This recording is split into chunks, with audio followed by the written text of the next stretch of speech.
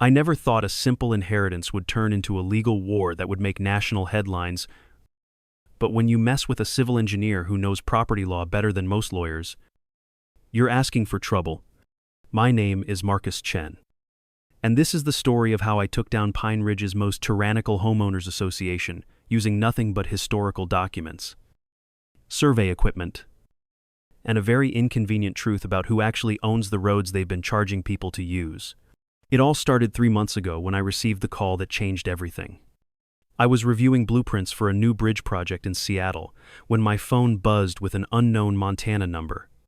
The voice on the other end belonged to attorney William Hayes, and his news hit me like a freight train. My great-uncle Thomas Chen, a man I'd only met twice in my life, had passed away and left me his remote cabin in Pine Ridge, Montana. Uncle Thomas had been the black sheep of our family, a reclusive inventor who'd moved to Montana in the 1970s to escape what he called the suffocating conformity of suburban life. The few stories I'd heard painted him as an eccentric genius who'd made his fortune developing water purification systems before disappearing into the wilderness. I remembered him as a kind but mysterious man who always seemed to know more than he was saying. The cabin sat on 40 acres of pristine wilderness, complete with a crystal-clear stream running through the property.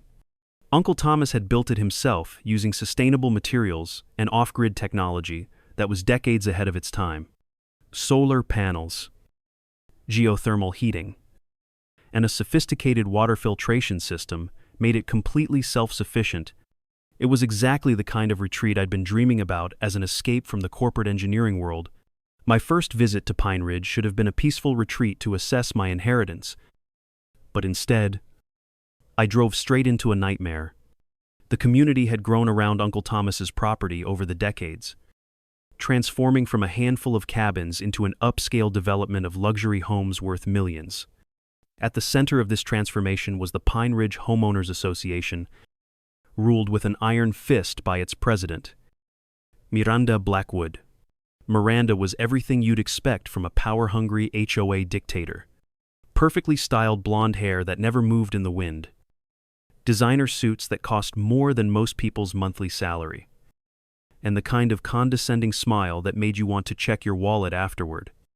She drove a pristine white Range Rover with personalized license plates reading PRPRTRE and treated the entire community like her personal kingdom. I first encountered Miranda on a crisp October morning as I was photographing the cabin's unique architectural features for insurance purposes. She appeared seemingly out of nowhere, clipboard in hand, wearing a cream-colored blazer that probably cost more than my monthly mortgage payment. Her heels clicked against the wooden deck like a countdown timer as she approached. "Excuse me," she called out in a voice that could freeze water. "I don't recall authorizing any photography in this community. All exterior modifications and documentation must be pre-approved by the Architectural Review Committee." She looked me up and down like I was something unpleasant she'd found on her shoe. I set down my camera and pulled out the property deed Hayes had given me. "I'm Marcus Chen, Thomas Chen's great-nephew. I inherited this property, so I'm just documenting what's here." Her expression shifted from annoyance to calculation in an instant, like a predator sizing up new prey. "Chen," she repeated, tapping her manicured nails against her clipboard. "I don't see that name on our current homeowners association registry. This property will need to be brought into compliance with all current community standards before any occupancy can be approved." The way she emphasized compliance made it sound like a threat. Over the next hour, Miranda proceeded to issue 17 separate violation notices for everything from the cabin's non-conforming earth tone color scheme to the unauthorized solar panel installation that had been powering the property for 40 years. Each violation came with a fine ranging from $200 to $1,500, plus mandatory architectural review fees. The solar panels will need to be removed or relocated to comply with our aesthetic guidelines, she informed me while photographing every inch of the property. The natural wood siding must be painted in one of our 12 approved colors, all of which happen to be variations of beige, and this stream She gestured dismissively at the crystal-clear water that had been flowing through the property since before humans arrived.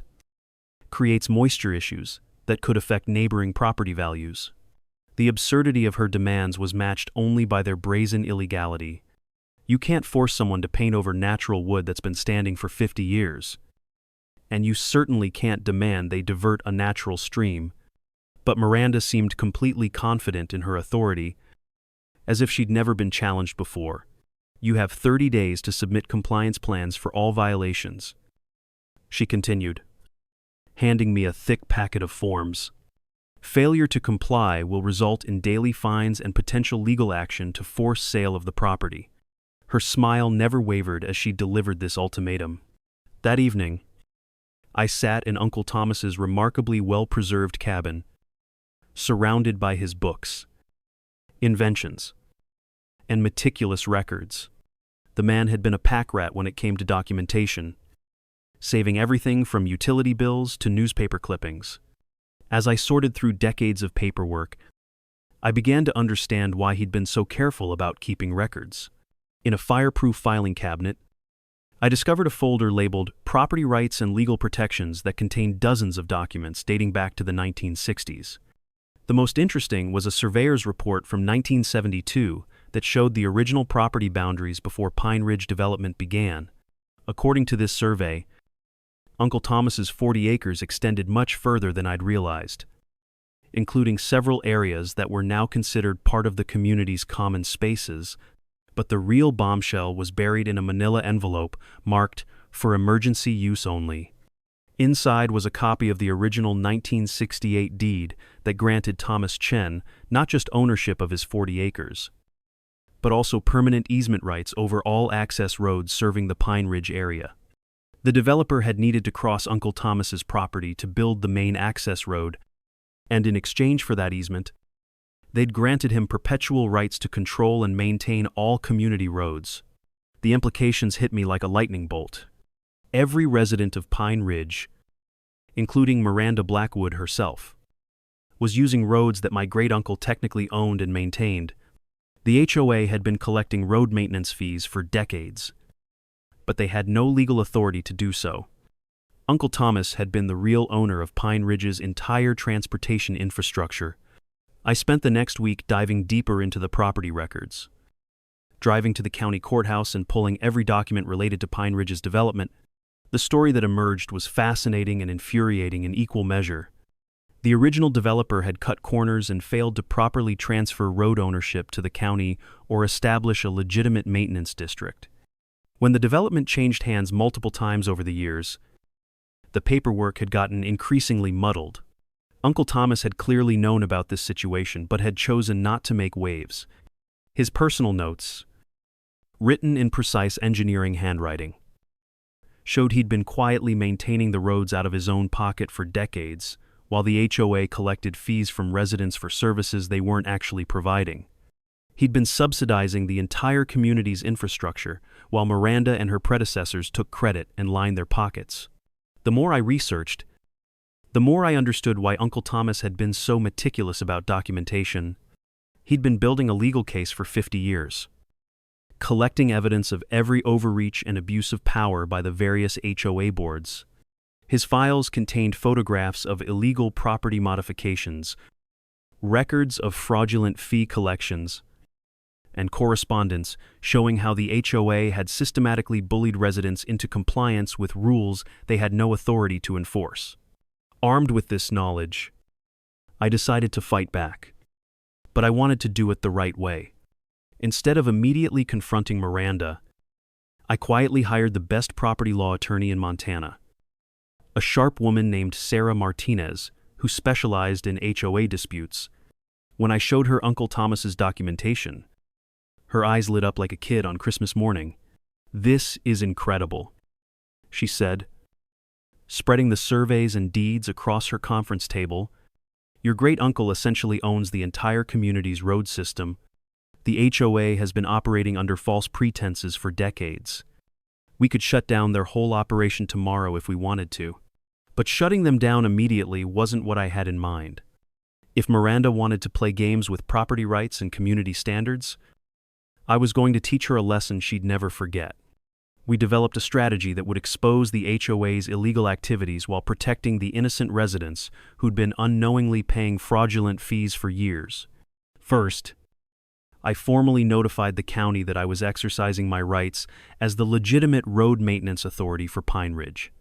This required filing paperwork with the Transportation Department and establishing myself as the official entity responsible for road upkeep and access control. The county officials were confused at first, but the documentation was ironclad.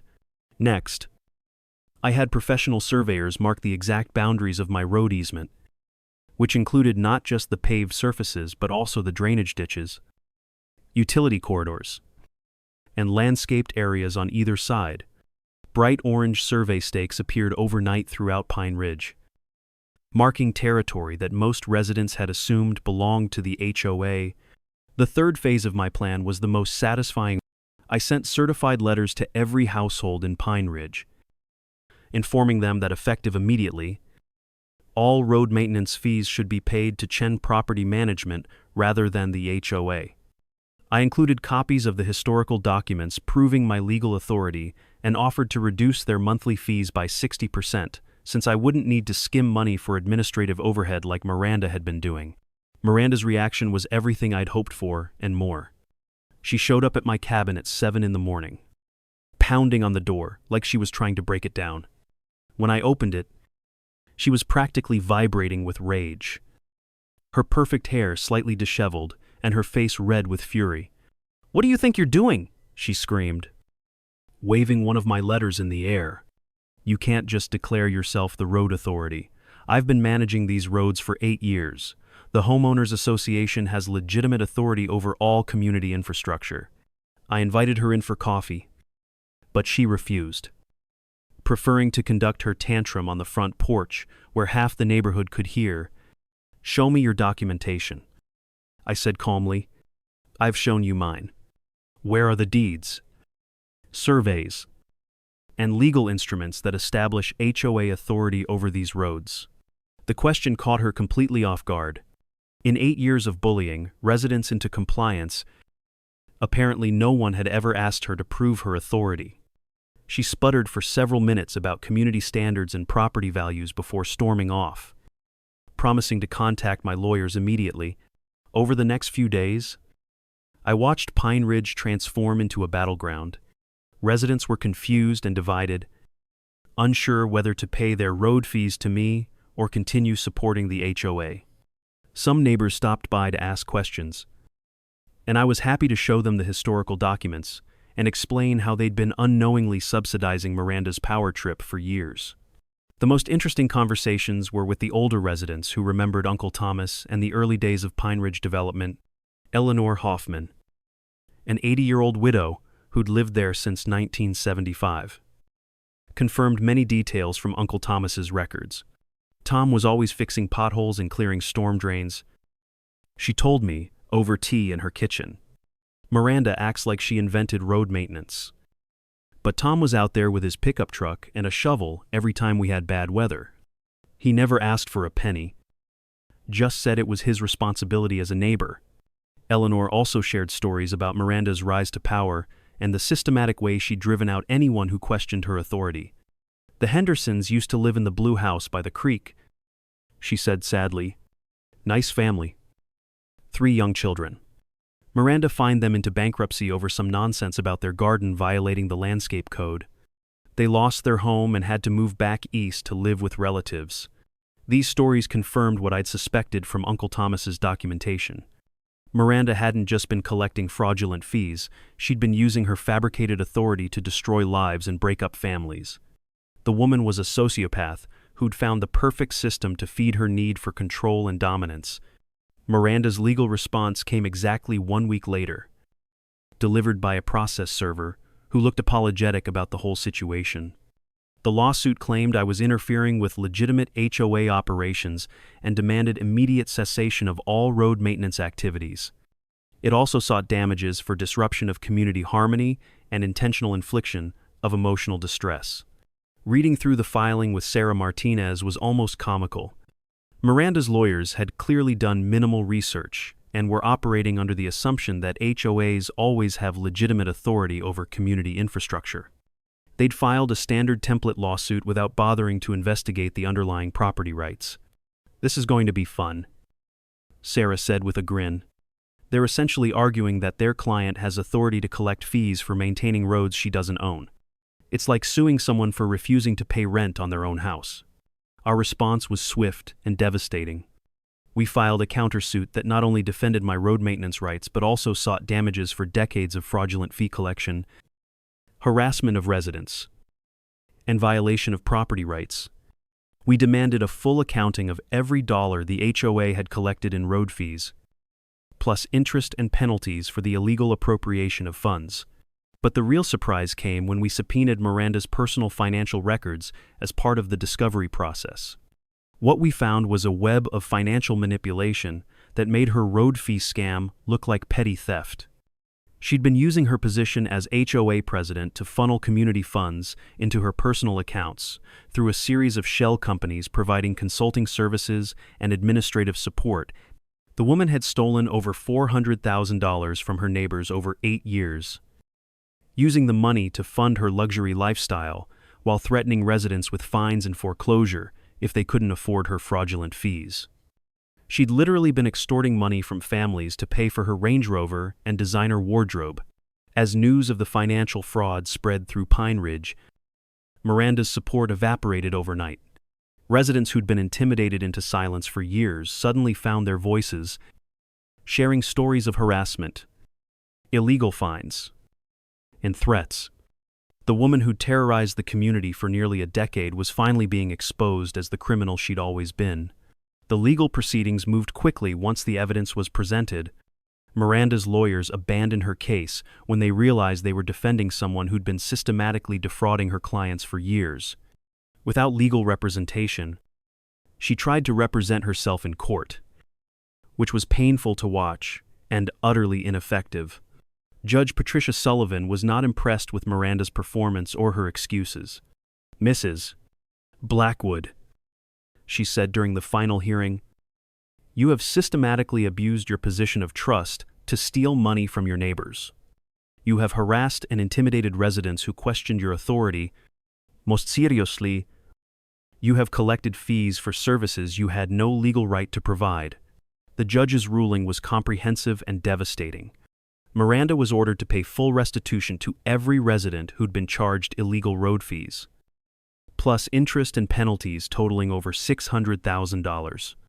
She was also banned from serving in any HOA leadership position and required to undergo financial counseling and community service. But the most satisfying part of the judgment was the section dealing with ongoing road maintenance.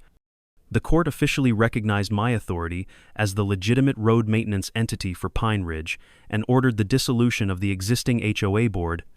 Residents would have the option to form a new, democratically elected association or continue with private road maintenance under my management. The transformation of Pine Ridge after Miranda's departure was remarkable to witness. Without her reign of terror, neighbors began talking to each other again, sharing ideas and working together to improve their community. Property values actually increased once buyers realized they wouldn't have to deal with an abusive HOA and fraudulent fees. I chose to reduce road maintenance fees to the absolute minimum needed for actual upkeep, returning thousands of dollars annually to each household. The money Miranda had been skimming went back into legitimate improvements like better drainage, upgraded lighting, and emergency snow removal equipment. The community voted to establish a new residents' association with rotating leadership and transparent financial management. Eleanor Hoffman was elected as the first president, bringing decades of institutional knowledge and a commitment to treating neighbors with respect rather than suspicion. As for Miranda, the financial judgment forced her to sell her mansion and luxury vehicles to pay restitution to the residents she'd defrauded. She moved out of Pine Ridge in disgrace, driving away in a 10-year-old Honda with all her belongings crammed into the back seat. The woman who'd once terrorized an entire community with threats and fines slunk away like the coward she'd always been underneath her designer facade. 6 months later, I was sitting on Uncle Thomas's deck, watching the sunset paint the mountains in shades of gold and crimson. The stream babbled peacefully through the property, just as it had for thousands of years before humans arrived, and would continue long after we were gone. The cabin's solar panels hummed quietly, powering the sustainable systems my great-uncle had installed decades before green technology became mainstream. My phone buzzed with a text message from Eleanor Monthly Residents meeting tonight at 7. We're discussing the community garden project and the new playground equipment. Hope you can make it. The contrast between her inclusive leadership style and Miranda's authoritarian approach couldn't have been more stark. I'd kept Uncle Thomas's cabin as my weekend retreat, but it had become much more than that. It was a reminder that standing up to bullies and fighting for what's right isn't always easy, but it's always worth it. My great-uncle had spent 50 years quietly documenting injustice and preparing for the day when someone would need to fight back. I was honored to be the one who finally used his careful preparation to restore justice to Pine Ridge. The legal victory had also launched my new career as a property rights consultant, helping other communities deal with abusive HOAs and fraudulent management companies. The Pine Ridge case had attracted national attention, and I was getting calls from homeowners across the country who were facing similar situations. Each case was different, but the patterns were depressingly similar: power-hungry individuals using fabricated authority to intimidate and defraud their neighbors, counting on people's ignorance of property law and fear of legal costs to maintain their control. What they didn't count on was someone with the knowledge, resources, and determination to fight back effectively. As I watched the stars emerge in the Montana sky, I thought about Uncle Thomas and the legacy he'd left behind. He could have used his documentation to destroy the fraudulent HOA decades earlier, but he'd chosen patience and preparation instead. He'd known that someday, someone would need the tools he was carefully preserving, and he'd made sure those tools would be available when the time came.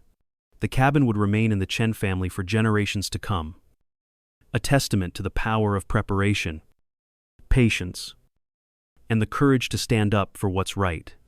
And if another Miranda Blackwood ever tried to terrorize Pine Ridge again, she'd find that Uncle Thomas's legacy included more than just historical documents and property rights. It included a community that had learned the difference between legitimate authority and manufactured power, and wasn't afraid to defend itself against those who would abuse their trust. Sometimes the best revenge isn't getting even, it's making sure the bullies can never hurt anyone else again. Miranda Blackwood learned that lesson the hard way, and Pine Ridge became a better place because someone finally had the courage and knowledge to hold her accountable for her crimes.